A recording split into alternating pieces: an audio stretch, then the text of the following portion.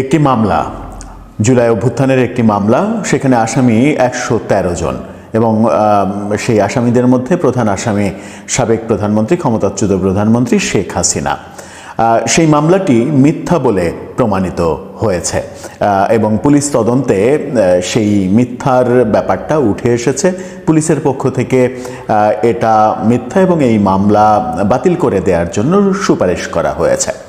তার মানে মামলার ফাইনাল চার্জশিটে যে দেখা যাচ্ছে যে মামলাটা করা হয়েছে, যাদেরকে আসামি করা হয়েছে, পুরোটাই ভুয়া। ঘটনাটা ঘটেছে এই বাংলাদেশে বর্তমান সরকারের পুলিশই ঘটনাটা ঘটিয়েছে। যে পুলিশ কর্মকর্তা এই তদন্ত করে শেখ হাসিনার বিরুদ্ধে করা মামলাকে ভুয়া মামলা বলছেন, এই মামলার কোনো অস্তিত্ব নেই বলছেন, সেই পুলিশ কর্মকর্তাকে ফ্যাসিস্টের দোসর হিসেবে আখ্যা দিলেও এখন বোধহয় অবাক হওয়ার কিছু থাকবে না। এই মামলা নিয়ে কি হতে চলেছে, এর আগে আমরা দেখেছি যে পুলিশের পক্ষ থেকে বলা হয়েছিল যে জুলাই কেন্দ্রিক আদালতে যত মামলা হয়েছে তার 56% মামলা হচ্ছে ভুয়া মামলা, বাকি 44% মামলার 90% আসামি হচ্ছে ভুয়া আসামি। তাহলে হচ্ছেটা কি? যদি এরকম একের পর এক বের হতে থাকে তাহলে সব কিছুই তো এলোমেলো হয়ে যাবে।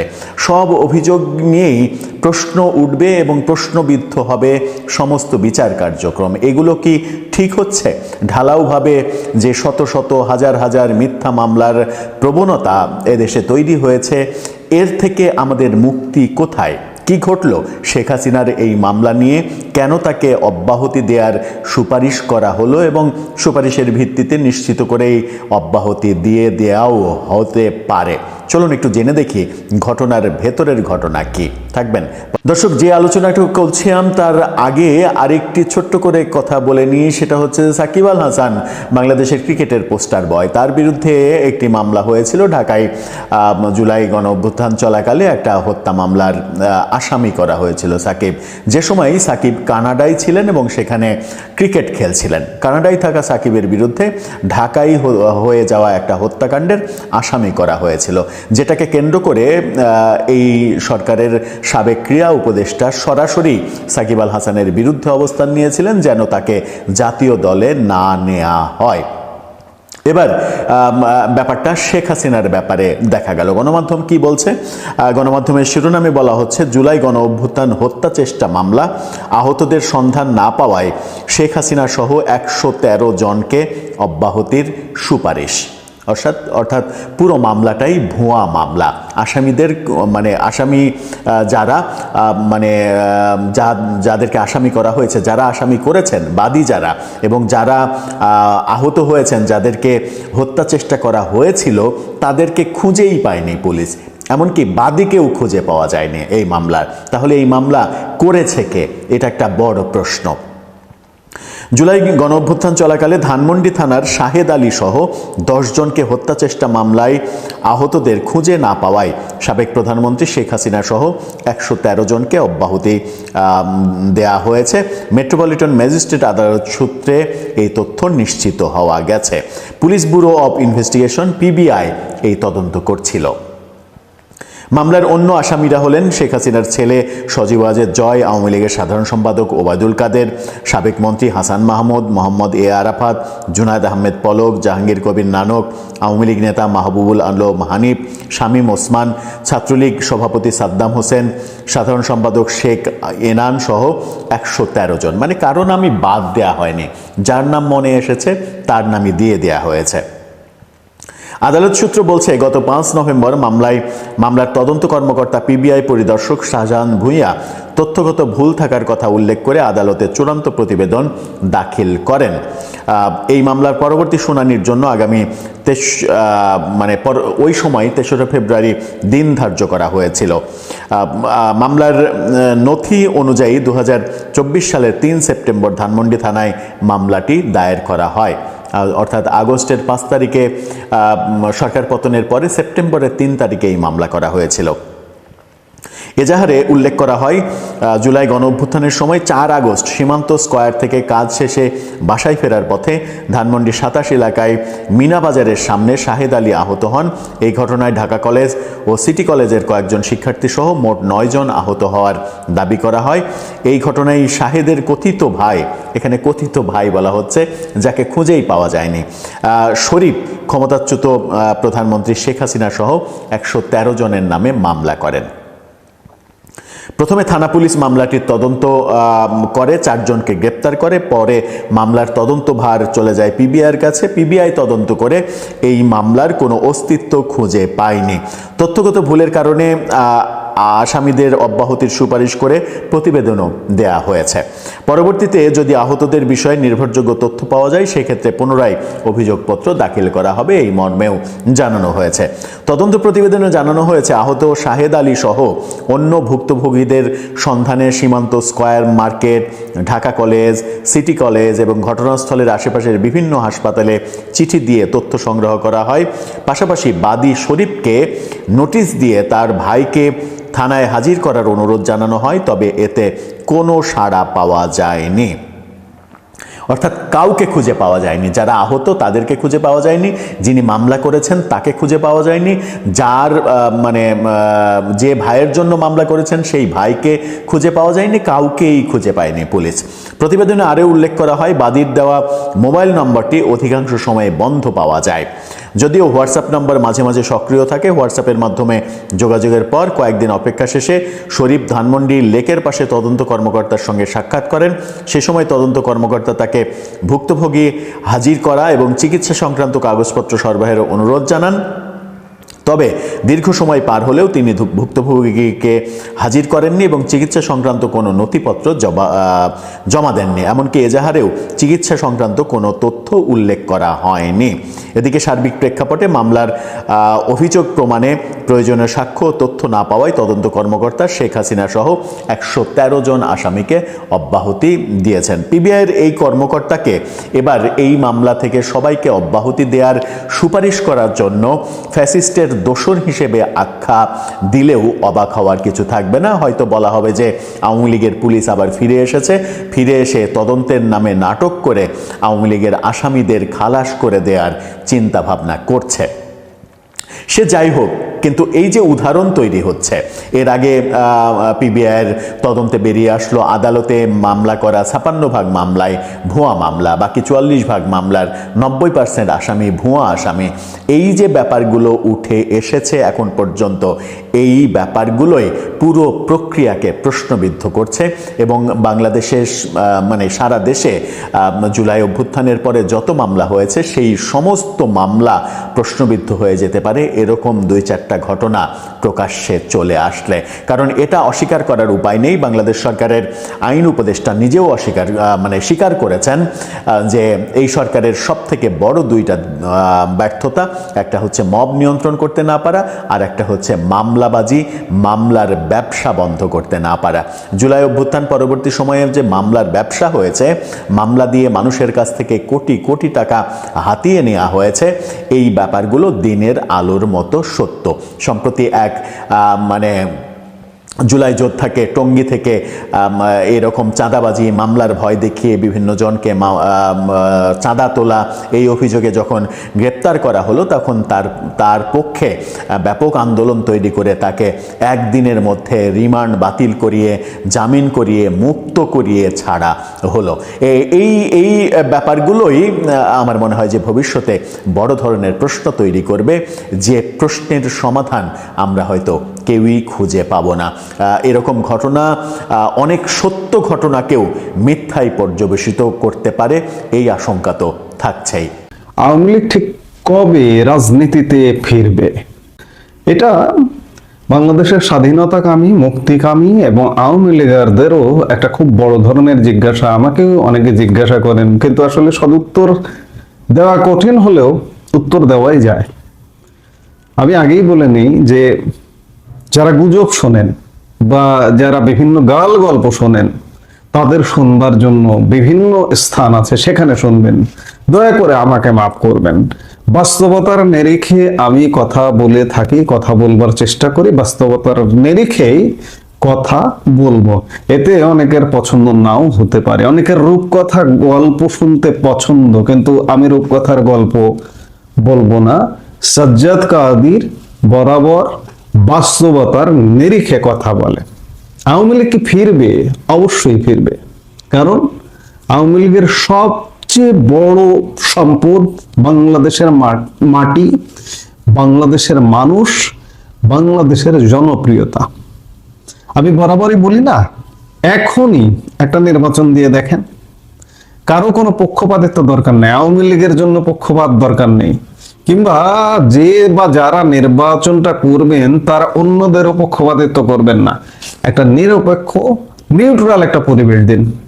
আমি উদাহরণ হিসেবে যদি বলি যে 2008 সালের যে 111 সরকার ছিল, তেমন একটা সরকার দিন, দেখুন কি ঘটে। আওয়ামী লীগ ভূমিধস বিজয়ী হবে। এখন যেহেতু আপাতত সেটি হচ্ছে না, ইউনূস সরকার একটা পাতানো সাজানো গোছানো নির্বাচন করে একটা গোষ্ঠীকে ক্ষমতায় বসাতে চাইছে, এবং এটা ক্ষমতায় বসাবে। বারবার বলছি, প্রত্যেকটা কন্টেন্টে বলছি, কারণটা হচ্ছে ইউনূস সরকারের অনেকদিন হয়ে গেছে, 1.5 বছর হয়ে গেছে, হয়ে যাচ্ছে। ইউনূস সরকারের সেফ এক্সিট দরকার। এই সেফ এক্সিট নিশ্চিত করার জন্য যাকে সবচেয়ে নিরাপদ মনে করা হচ্ছে তাদেরকেই ক্ষমতায় বসাবে। আমি এগিয়ে রাখবো জামাতকে, বিএনপির চেয়েও জামাতকে এগিয়ে রাখবো, যে জামাতকে ক্ষমতায় বসালে নিরাপদে নির্বিঘ্নে ইউনূস সরকারের পরিষদে যারা আছেন তারা নিরাপদে চলে যেতে পারবেন, এমনকি সেনাবাহিনীর পর্যন্ত। কারণ এই নির্বাচনের কয়েক মাসের মধ্যে সেনাপ্রধান জেনারেল ওয়াকারুজ্জামানের মেয়াদও শেষ হয়ে যাবে। 15 সেপ্টেম্বর জেনারেল ওয়াকারুজ্জামান 60 বছর পূর্ণ হওয়ায় অবসরে যাবেন। কাজেই কয়েক মাসের মধ্যে একটা সেফ এক্সিট নিশ্চিত হবে। আর আওয়ামী লীগ কবে থেকে ফিরবে? আমি এক কথায় যদি বলি, উত্তর দেই, তাহলে আওয়ামী লীগ সেনাবাহিনী ব্যারাকে ফেরার পরে পরে আওয়ামী লীগ ফিরবে। সেনাবাহিনী ব্যারাকে ফিরবে আগামী 28 ফেব্রুয়ারির মধ্যে। 28 ফেব্রুয়ারি পর্যন্ত সেনাবাহিনী এই যে মাঠে আছে, কিংবা ম্যাজিস্ট্রেসি পাওয়ার নিয়ে আছে। 1.5 বছর হয়ে গেল সেনাবাহিনী মাঠে আছে।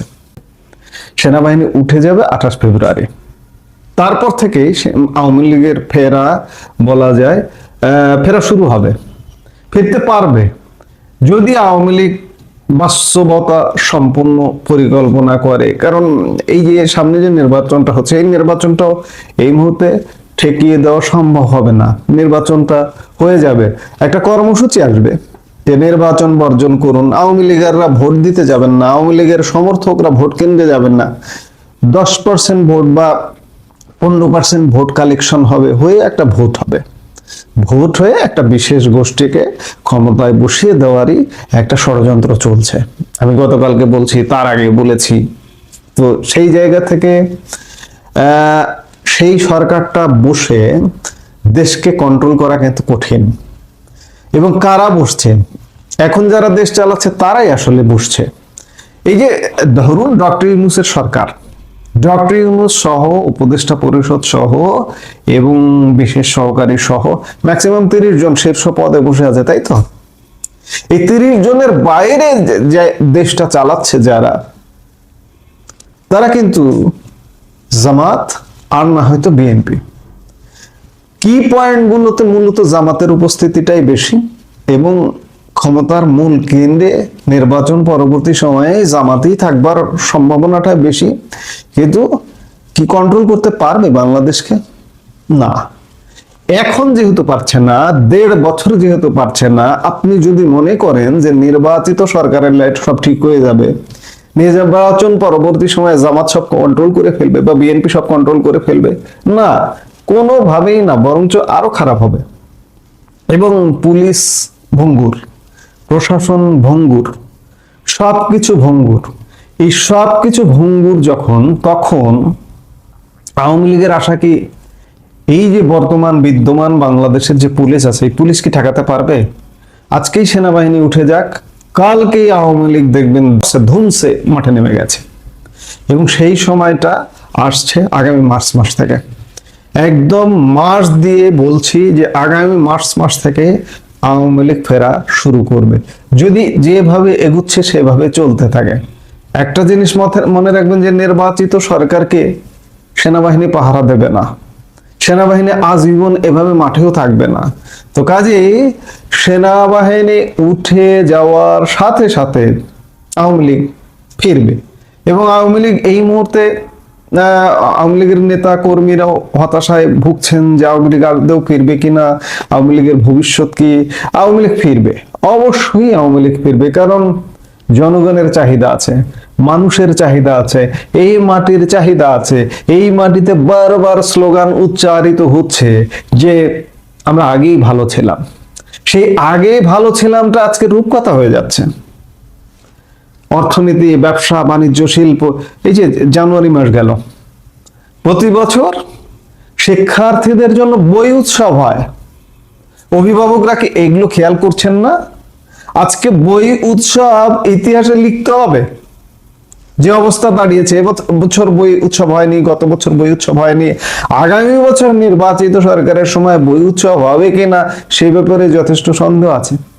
এমন নানা কিছু। আওয়ামী লীগের নেতৃত্বে একটা দেশ এগিয়ে যাচ্ছিল, সেই এগিয়ে যাওয়াটা পিছিয়ে গেছে। শুধু ইউনূসের দোষ দিয়ে তো লাভ নেই। ইউনূসের উপদেষ্টা পরিষদ এবং বিশেষ সহকারী ইউনূস মিলিয়ে 30 জনের দোষ না তো। আজকে দেশের এই অবস্থার জন্য, এই অবস্থার কারণ বিএনপি, জামাত। তারা যদি এতই ভালো হবে ভাই, গত 1.5 বছরে দেশটা তো ভালো করে ফেলতে পারতো। তারা ইউনূস সরকারকে সহযোগিতা করে, তো কোন সংকট হলে ইউনূস সরকার ডাক দিলে তারা হাজির হয়ে যায়। আপনি তাহলে কিভাবে ভাবেন যে এই 30 জন লোক পরিবর্তন হয়ে 60 জনের মন্ত্রী পরিষদ গঠিত হবে, দেশ একদম ভালো হয়ে যাবে? দেশ ভালো হবে না। এবং এই পুলিশ, এই আইন শৃঙ্খলা, এই সিস্টেম কোনোভাবে বাংলাদেশের আইন শৃঙ্খলার উন্নতি করতে পারবে না, অর্থনীতির উন্নতি করতে পারবে না, যার কারণে বাংলাদেশের জনগণ চাইবে যে আওয়ামী লীগ ফিরে আসুক, এবং আওয়ামী লীগ ফিরে আসবে। এখন প্রধান বাধা, প্রধান ভয়ের জায়গাটা হচ্ছে সেনাবাহিনী। সেই সেনাবাহিনী উঠে যাবে ফেব্রুয়ারি মাস থেকে। কাজে মার্চ মাস থেকে, মার্চ এপ্রিল মাস থেকে আওয়ামী লীগ ফুল ফেজে ফিরবে বলে আমি মনে করি। আপনারাও নিশ্চয়ই একমত হবেন। আওয়ামী লীগ যদি শক্তি সামর্থ্য নিয়ে ফিরে আসে তাহলে ফিরে আসবে, এবং আওয়ামী লীগ বসে থাকবে না। তো আওয়ামী লীগ অবশ্যই ফিরবে। ভিতরে ভিতরে ক্রিয়া প্রতিক্রিয়া হচ্ছে, হতে হবে। এই মাটির দাবিকে অস্বীকার করতে পারবে না আওয়ামী লীগ। আওয়ামী লীগকে অন্য কারোর সাথে মেলালে হবে না। এই যে অনেকে বলেন যে আওয়ামী লীগ মুসলিম লীগ হয়ে যাবে, না, প্রশ্নই আসে না। মুসলিম লীগের প্রেক্ষাপট আর আওয়ামী লীগের প্রেক্ষাপট এক নয়। মুসলিম লীগ ভেঙে আওয়ামী লীগ হয়ে গিয়েছিল, এবং ওই ভাঙা অংশটা মুসলিম লীগের অনেকটা দখল করেছিল, যার কারণে আওয়ামী লীগ আজ পর্যন্ত ভাঙেনি এবং ভাঙবেও না। আওয়ামী লীগের সবচেয়ে বড় অ্যাসেট, সবচেয়ে বড় সম্পদ শেখ হাসিনা জানে মারা যাননি 2024-এর অগাস্টে। আল্লাহ তাকে বাঁচিয়ে দিয়েছেন। তিনি, তার নেতৃত্বে আওয়ামী লীগ ফিরে আসবে। আগামী মার্চ এপ্রিল থেকে আওয়ামী লীগ ফিরে আসবে। মাস বলে বলছি, এভাবে দিন তারিখ বলে বলি না কখনো। যদি এইভাবে এগোয়, এইভাবে প্রেক্ষাপটটা আগায়, যদি নির্বাচন হয় এবং সেনাবাহিনী যদি ফিরে যায়, আবার যদি নির্বাচন বাধাগ্রস্ত হয়, নির্বাচন না হয়, সেনাবাহিনী আবার ফুল ফেজে চলে আসে, কিংবা সেনা হস্তক্ষেপে সেনাবাহিনী ক্ষমতা নিয়ে নিল, তাহলে হিসেব ভিন্ন হবে। এইভাবে এগুলো আগামী মার্চ এপ্রিলে মাস্ট আওয়ামী লীগ ফিরতে শুরু করবে। এই মুহূর্তে এ পর্যন্ত।